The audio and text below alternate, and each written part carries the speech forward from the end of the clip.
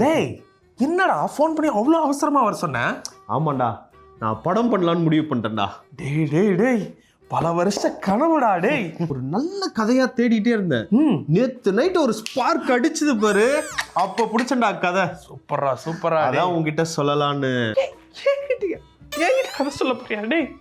ஆமாண்டா, எனக்கு சினிமா பத்தி என்னடா டேய்? சினிமாக்காரங்களா நம்ப முடியாதுடா, கதை சொன்ன உடனே லீக் பண்ணிடுவானுங்க.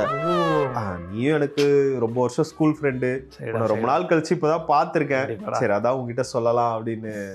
நல்லதே நடக்கும்டா, நல்லதே நடக்கும்டா. என்ன படம் இது? என்னது படம் எடுக்கிறதுக்கு முன்னாடி ஒரு பைலட் ஃபிலிம் பண்ணலான்னு இருக்கேன். பைலட் படமா? பைலட்னா ஏரோப்ளேன் ஓட்ட தெரிஞ்சிருக்கணும். ஏரோப்ளேன் ஓட்ட தெரிஞ்ச ஒரே ஆக்டர் நம்ம ஏகே. உனக்கு சினிமானா என்னன்னே தெரியாதுல்ல. பைலட் பிலிம்னா ஒரு குறும்படத்தையே கொஞ்சம் பெரும்படமா எடுக்கிறது, அவ்வளவுதான். குறும்படமோ பெரும்படமோ பெருமைப்படக்கூடிய அளவுக்கு ஒரு படம் பண்றா. நான் என் நண்பன் சொல்லி பெருமைப்படுவேன்டா. கதையை மட்டும் சொல்றேன், லீக் பண்ணிராத. ஓபன் பண்ணா 2 ஃப்ரெண்ட்ஸ் ஸ்கூல்ல இருந்தே ஒன்னா படிச்சுக்கிட்டு இருக்கானுங்க. அவனுங்க வளர வளர அவங்களுக்குள்ள பாண்டிங் நல்லா இருக்கு. அதுல ஒருத்தன் படிச்சு நல்லபடியா வந்துகிட்டே இருக்கான், இன்னொருத்தன் ஏரியா பசங்க கூட சேர்ந்து தருதலையா சுத்திக்கிட்டு அப்படி இப்படி போயிட்டே இருக்கு. டீனேஜ் பருவத்துல வரும்போது இவன் என்ன பண்றான், ஒரு ஃப்ரெண்டு திருடி போலீஸ்ல மாட்டிக்கிறான். அங்க இருந்து அவங்களோட ஃப்ரெண்ட்ஷிப் அப்படியே கட் ஆகுது.